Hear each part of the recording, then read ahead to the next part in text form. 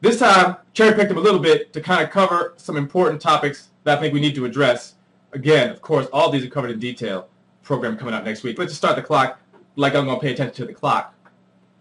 Again, you don't like it, you can just press stop and go do something else. I'm sure you got lots of important things to do. Let's get to question number 1. I have a young runner going into 9th grade. She runs 61 in the 4. What's the secret to help her move forward and not digress? I want her to progressively move forward. Yes, well, number 1, congratulations. You got 8th graders running 61. You know what I call that where I'm from? It's called a meal ticket. I'm living off of that for the next 4 years. Good Lord. Okay. So, what's the secret to help her move forward?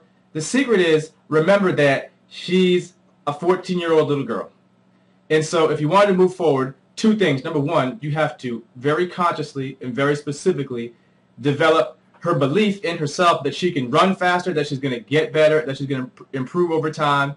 Right? Her self-confidence, especially with a little girl, is the main thing you have to do. So you're going to have to basically start spending as much time like doing Jedi mind tricks as you are actually understanding how to periodize workouts. So you got to get out there and be your best Master Yoda at practice.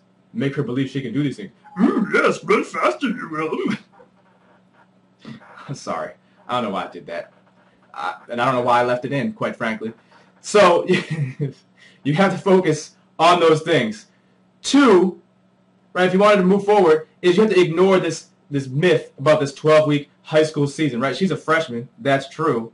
But when I get a freshman, I'm not saying, oh, I got a freshman. She's running 61 as an 8th grader. What can I get out of her this year? I don't really care what I get out of her as a freshman.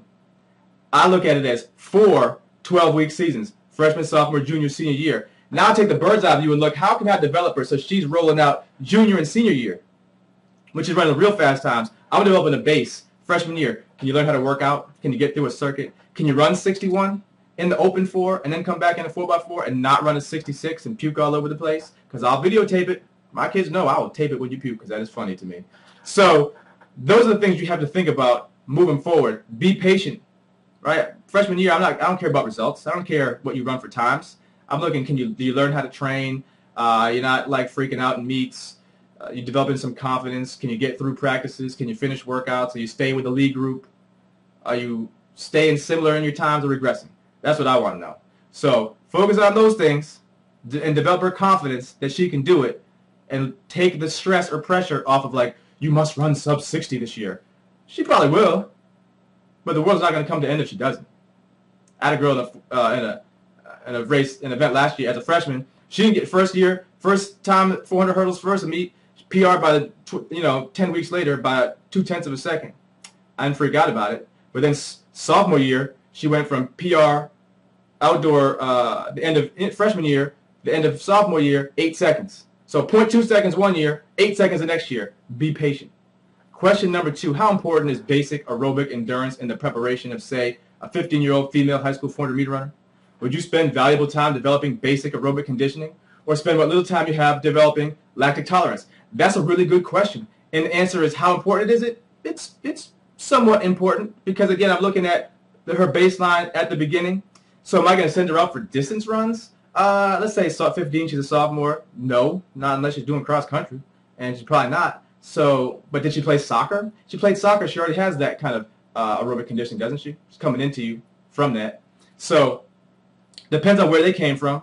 Not a huge believer in a lot of aerobic work in terms of volume, because if you're doing a lot of extensive tempo or you send it on distance runs, now you're just giving them a bunch of mechanical work that's going to take away from what we're trying to do. So would I spend that valuable time developing basic aerobic conditioning?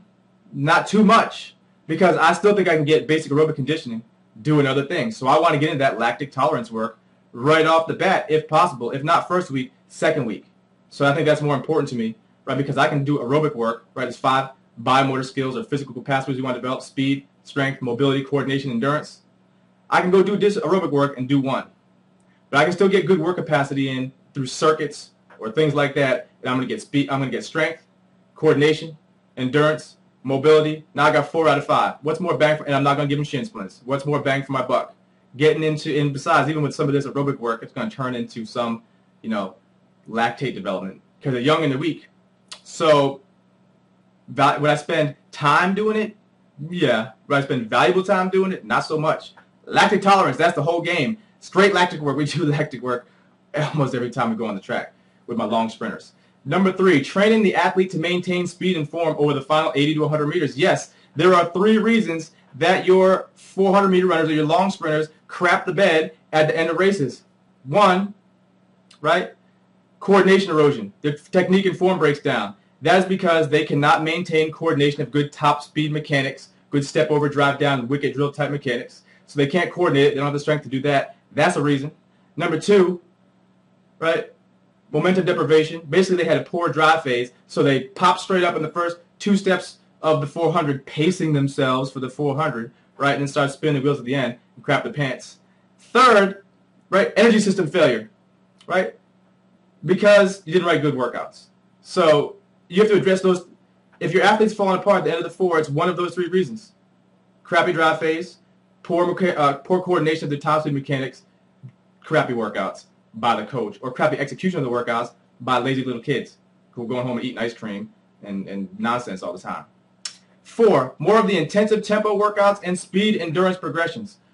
I will tell you all the secrets to my workouts right now. Intensive tempo workouts. 5 times 200 with 5 minutes rest. 4 times 300 with 4 minutes rest. 6 times 150 with 2 to 3 minutes rest. Those are the 3 workouts that take up 95% of my intensive tempo work for the entire year. That's it. Don't need to get cute. What's the point of that, really? Look at my article that I put out on Monday on the missing link.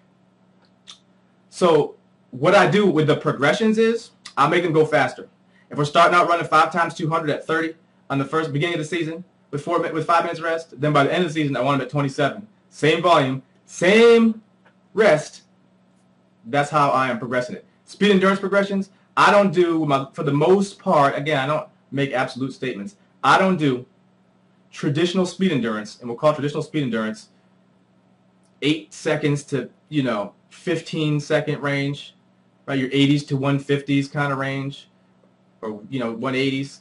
I don't do that for the most part until championship season with any of my sprinters. Why?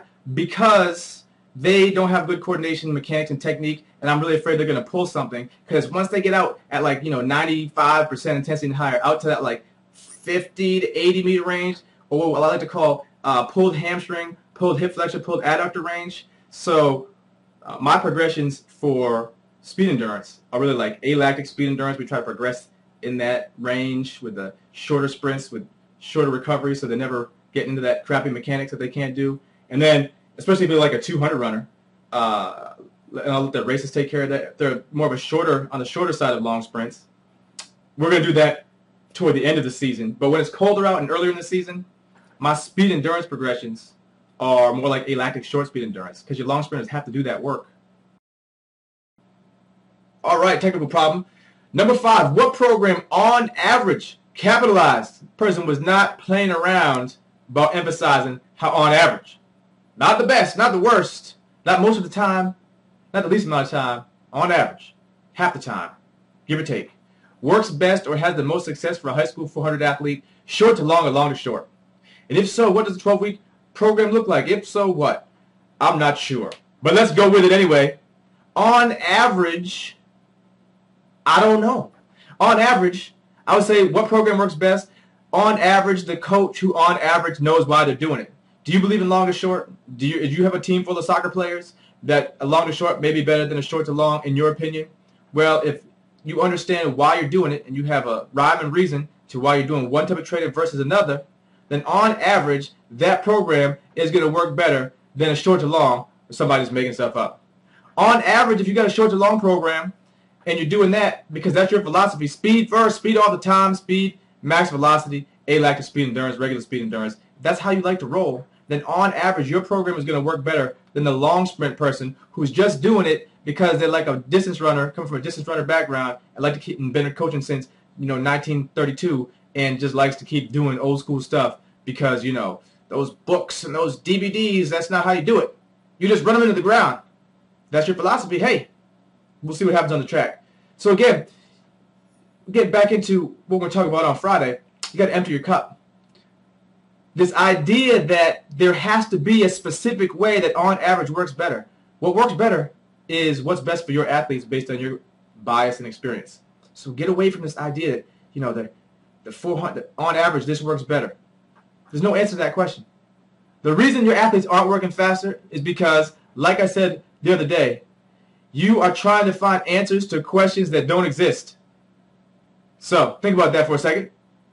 Go home, meditate on it. Call it a day. Number 6, how to combine workouts that benefit an athlete that runs the 100, 200, and 400 and does not deter performances in each.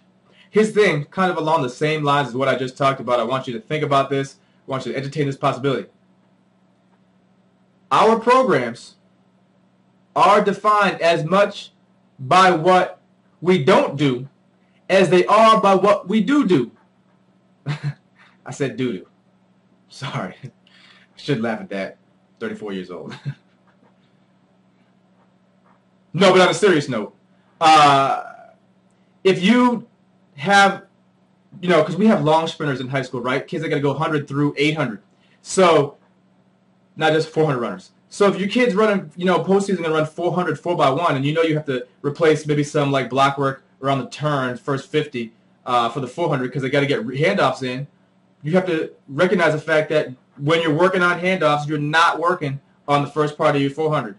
Right? If you're doing intensive tempo, special endurance work, and not doing max velocity work, then you're not developing top speed mechanics. You're working on, you know, lactic tolerance. So you can't have your cake and eat it too.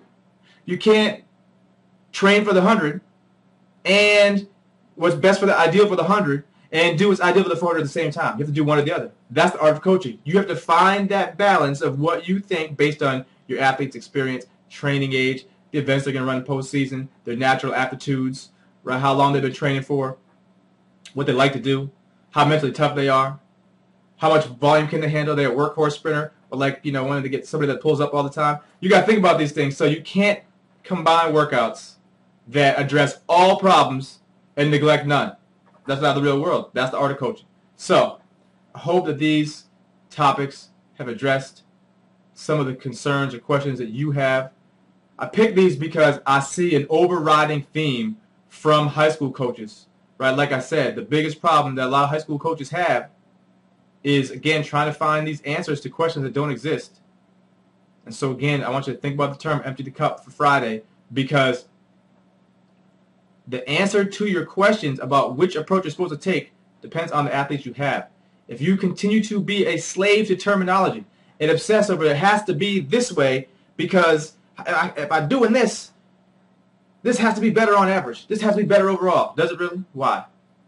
How about, you know, you don't try to obsess over having a particular style, right? Then all of a sudden, wait, I'm not forced to do short to long.